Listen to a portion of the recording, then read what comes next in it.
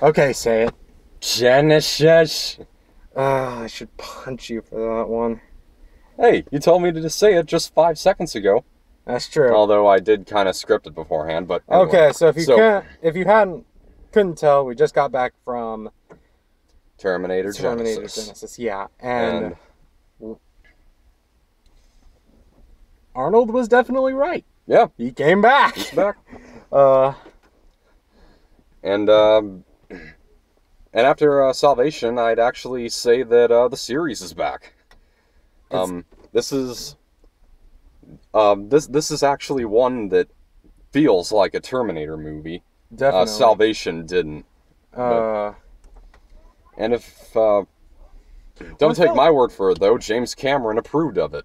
Oh, and this is Alex Speirs, yeah, a very close friend of mine, and I liked how they do explain a few things in this movie, like the time travel, like how it's been a solid fact that only organics can come back and not machines, and they finally do explain why.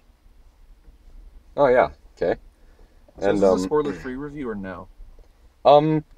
Well, We try. Yeah, we our try best, sometimes. but sometimes. And if you're curious about whether or not they spoiled a lot in the trailers, I don't really think they did. I think they did. I think they basically spoiled like every action scene, basically, except for like the ending. That's why I enjoyed the action. But like the last action scene are the best because they really, if you really notice, if you really watch, because I saw those trailers a lot, like because I go to movies all the time, so I saw the trailers like a bunch of times, and they pretty much showed like every action scene except for like the very last. I mean, they showed very little of the last action scene. Although we're not really talking about action scenes though. We're talking about the reveal of John Connor becoming a Terminator. Oh, they did actually spoil that though in the trailer. Yeah, they did, but it's not really since it comes like, I don't know, a third of the way into the movie or something, maybe halfway, and since that is kind of part of the general plot, I don't really think it's much of a spoiler for them to have revealed that before the movie. It would be a spoiler. I won't even give this away, but we know what happens to the T-800 at the end, and when I think about speaking of models, I'm really glad they brought back the T-1000. Yeah. I really am. Yeah.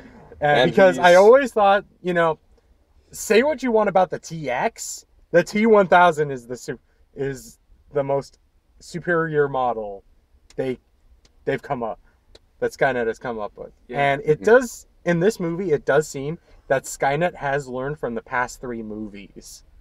Yeah.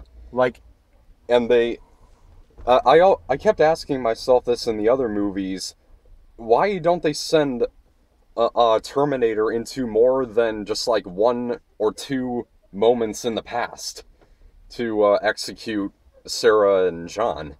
Yeah, that's why there was that in joke. This one. Oh, sorry.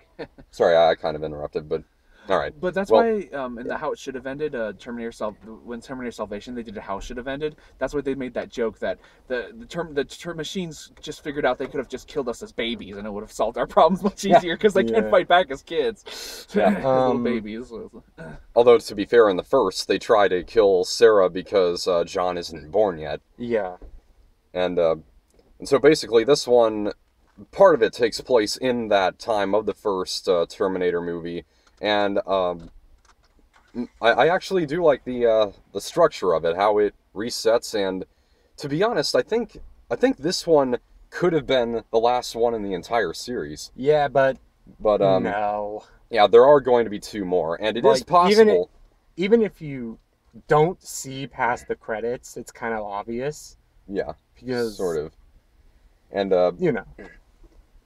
better news, though, is that James Cameron is going to be getting the rights back in 2019.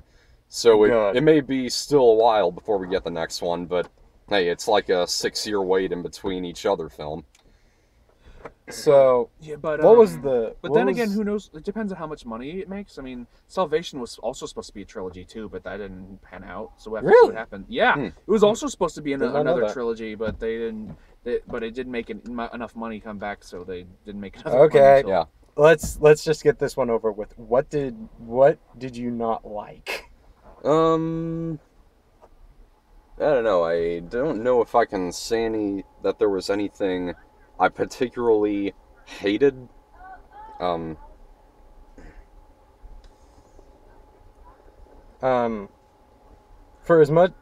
me, there was still a few things I think were kind of crucial that they did not explain, like who sent Pops to Sarah Connor. He's called Pops in the movie. Yeah.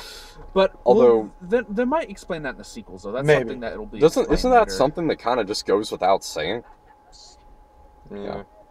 So in this movie, a Terminator is sent back to Sarah when she's 9 years old, and then he protects her for like 20 or something years, and that's why she's younger in this, and his skin has aged. And if there was anything I really dislike, it's just how many times they have to change the actors. Also, although to be fair, Emilia Clarke, she does have some resemblance to Linda Hamilton. I never saw that. I didn't see any real resemblance. Well, I just based that on IMDb profiles, so... If I had to say, my only personal gripe was that I feel Emilia Clarke and, Jai Courtney as Kyle Reese didn't have any chemistry, really. My mom felt that, too, when I saw it with her. I saw it with my mom and brother beforehand, and my mom was right. They didn't really have much chemistry together. Well, another thing, I thought Matt Smith was kind of wasted in this film. Like, he was only brought in there to draw in more people. Because if you cannot see, I am wearing my Doctor Who shirt, which he got me from Sakura. Yeah. I was kind of more drawn in when I saw Deo Akenyi in the credits. He was the lone highlight of the Endless Love remake. He honestly was pretty funny in that movie for the few scenes he had. He was what's his name? He was like the younger African American guy in Skynet. Oh. Yeah. Oh, he was the son, right? He was Miles Dyson's son.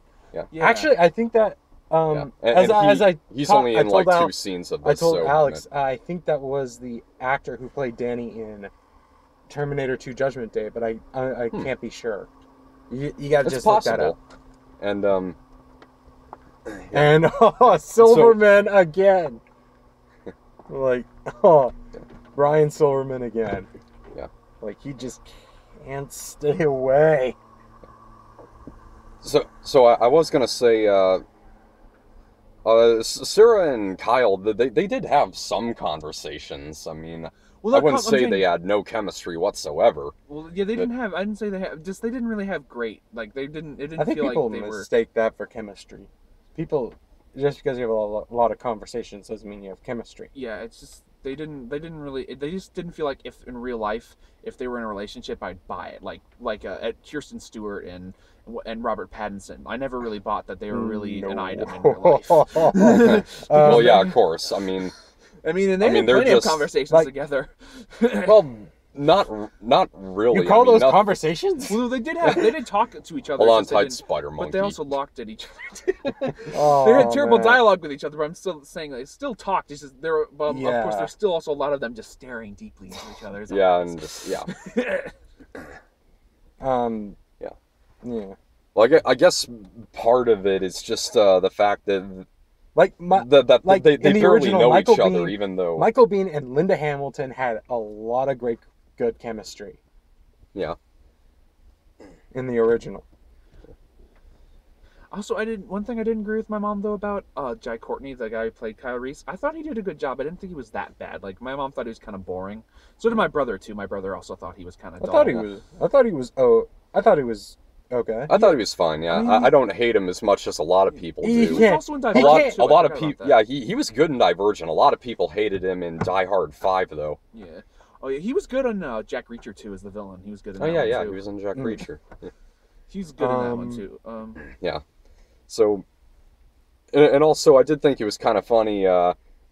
how they didn't explicitly explain why the Terminator in this one acts the way he does. Like, it's just kind of implied that Sarah taught him to smile. He definitely needed to improve. I actually kind of felt there was a whole John Connor and thing, like in Terminator 2, you know how John Connor and him were kind of friends, and he kind of sort of taught him to smile. It's kind of like, it kind of was like that. They were kind of having a Terminator 2 relationship, kind of. Yeah. I kind of felt that way in a way, but also another problem I had too was at the beginning, some of the CG for like the original Terminators was kind of awful. I mean, once it got to the T-1000, I think it picked up a lot. Definitely. Yeah, I noticed that too. The CG at the beginning was one thing I don't think is ever explained is how do you program liquid metal? Yeah, like this is no like. I guess you just dunk a T-800 into liquid metal. Yeah, but like there's already something there. There's already a shell. There's already programming. How do you program the T-1000 itself? All right, well, that's James Cameron's fault. Oh, hey, John, did you notice who played the T-1000 at the beginning, the Asian guy? I did recognize him. He was in. He was in G.I. Joe. Both movies. He was He was Snake Eyes' nemesis, the guy in the white. Oh, the white ninja. Oh, he was Storm Shadow. Yeah, Storm Shadow. He was also in what was it? Red 2. He was the one guy. He was like the assassin who was trying to kill Bruce Willis. Yeah. Well, I also recognize the actor who played John Connor.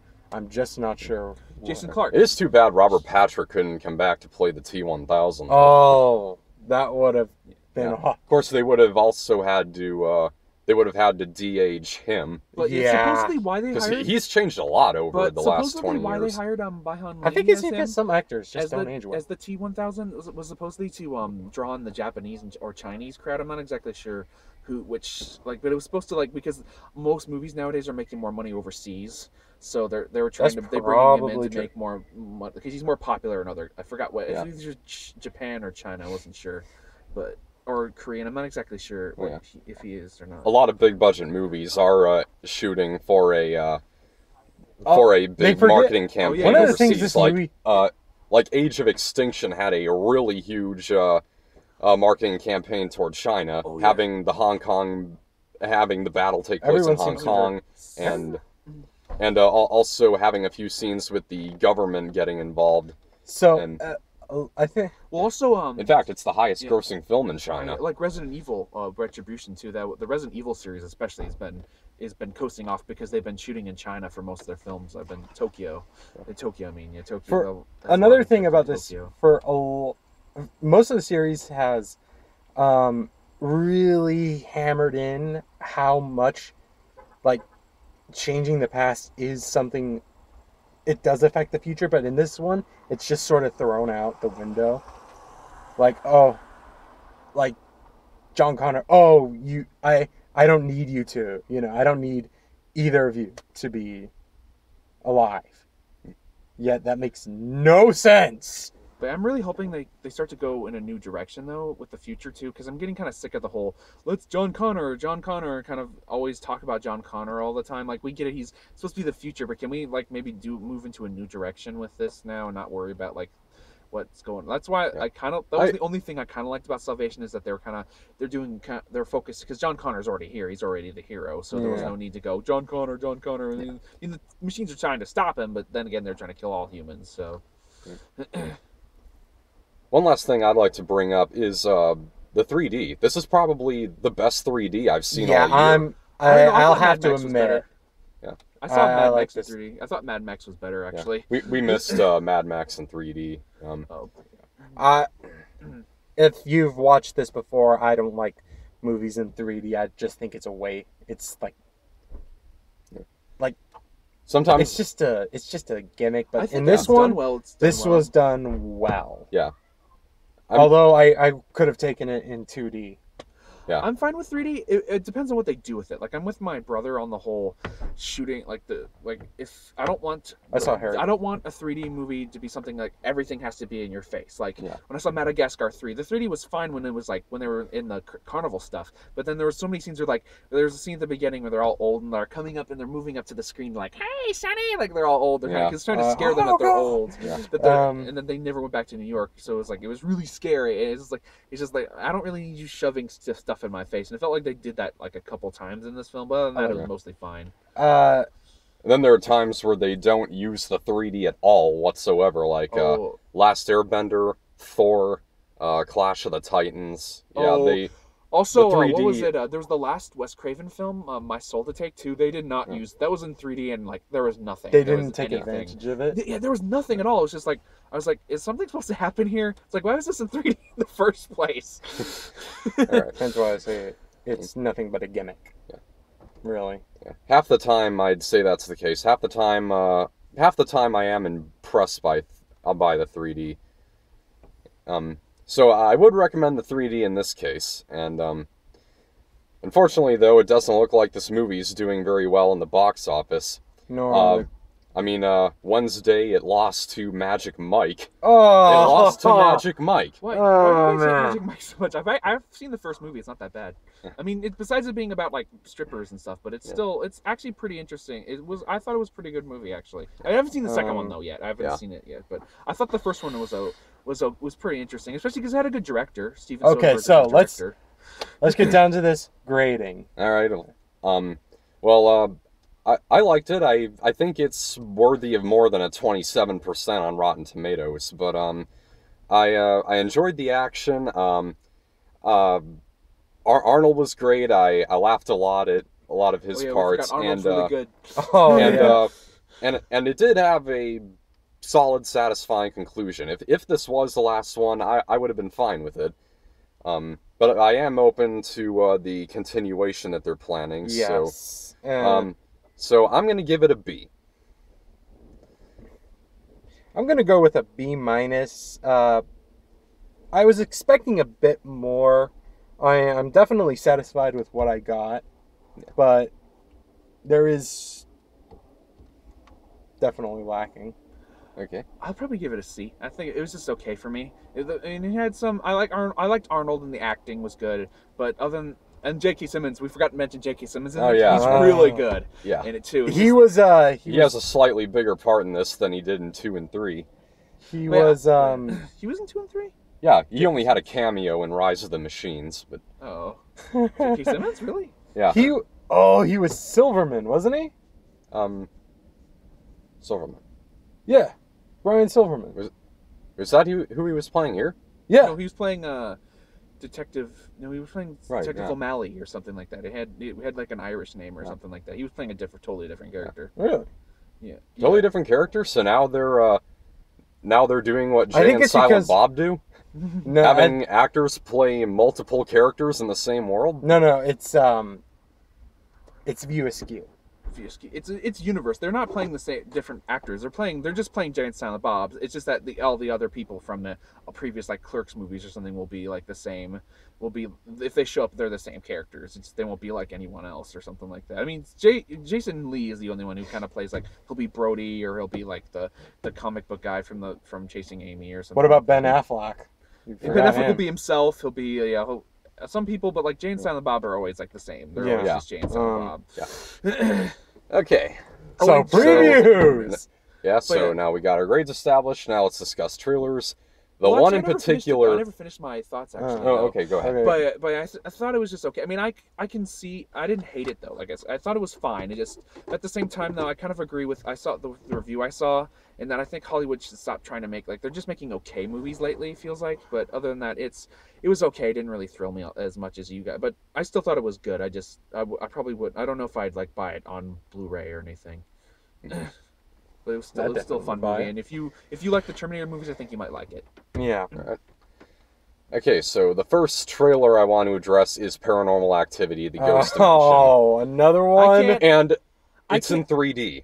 Are you kidding me? Seriously? Found footage 3D. That's not my problem with it. My problem with it is that they're having CG monsters this time. Like, yeah, the CG looks really cheap. Here's the thing about can I finish first, John? No, sorry, it's just the thing about Paranormal Activity movies though is that they've always had like practical effects or something. You never saw the creatures. I thought that was always kind of interesting about it. But now it's like, no, we have to show you it. It's like, now it's just going to become like the ending of Mama. How do you it's just even become do a stupid CG horror fest. Apologize for the noise. I don't know if I mentioned this before, but we got the windows open to let in some cool air. Man. We got a guy with garbage cans here. Yeah. Okay. I can cut out that part if we need to. Another Paranormal Activity movie? Really? Yeah. It's going to happen no matter if we want it or not. Yeah, that's true. Yeah. They're going to keep milking this. It. They're going to keep milking this franchise for all it's worth. They should have stopped at 4. Well, yeah, because I felt because I didn't like the fourth one so much. I mean, I only liked the first 3. After that, like the fourth one was okay. I mean, they had some good ideas, but other than that, it was just the fourth one. They didn't really expand on the universe. Like they didn't really go anywhere forward. It's just kind of the same thing as 3. It even had this pretty much the exact same ending, except a little different. Let's. Okay. What others? There's Transporter Refueled. We had Transporter Refueled, and Jason Statham is not back. No. I'm kind of hesitant on that one because of Jason Statham, but it does still look good. The thing that's drawing me to it is just that one scene at the end where the car jumps over that luggage ramp or something, and it flies into that tube or whatever it is that connects the plane to the terminal. What about Creed? Creed. So that's that's like a spin-off of Rocky? Yeah. Sort of. Yeah. It's still because Rocky's still in it, but it's sort of a spin-off because it's about a different character. It's not focused on Rocky anymore. Rocky has officially retired. I think they say it's about Rocky's son, isn't it? No, it's about Apollo Creed's son. Apollo Creed. Creed. Okay. Apollo Creed's, But yeah, I think Transporter Fueled looks okay. My problem is that I'm afraid that they're going to get another director who's going to shoot with shaky cam, because that's what they did with because Transporter 1 was really good, and and then the action scenes they always got Oliver what's his name who did the 2 Taken sequels, and he always does the shaky cam action instead of like anything like the interesting action like The Raid had or anything like any action movie like that had. Like Mad Max 2 also had a lot of really good shoot action too, and even Genisys had some good scenes. Though I saw a review that someone who said the editing was of the actions wasn't that great or something, but I don't know. I don't know that much on editing, even though I've taken editing classes. But I think probably the #1 film to not take editing and camera work lessons from. Have you seen Snowpiercer? No. Yeah, I saw it. I liked it. I've heard of it. I really hated it. It had some of the most seizure-inducing shaky cam I've ever seen. I don't know. I thought it worked for what they were doing, anyways. But I thought it was an interesting film, anyways. But story-wise, it was definitely. I mean, but I still liked Snowpiercer. I own it. I think it's pretty good. Were there any other trailers in particular? We saw Rogue Nation, I think. Oh yeah, Crimson Peak. That's a new Guillermo del Toro movie. Yeah, I think it looks really good, except for, again, it has CG monsters. That's the thing that kind of makes me a little nervous. But I like it. It's kind of like a throwback to old haunted house films, though.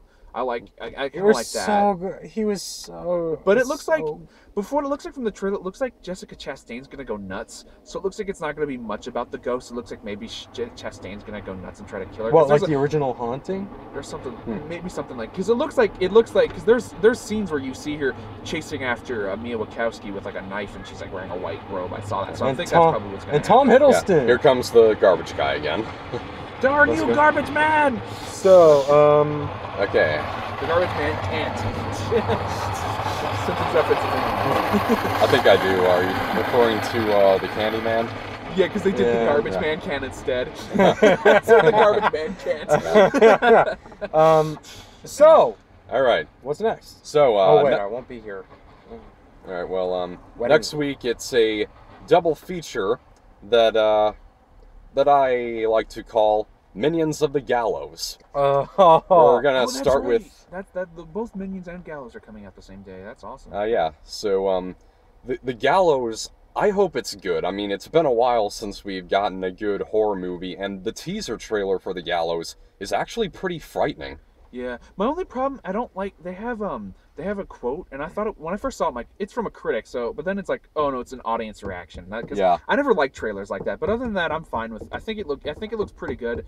I like the idea of the whole gallows thing that is kind of interesting, and the teaser trailer is very good. It's like, it reminds me kind of the Conjuring teaser trailer. That had a really good teaser trailer too.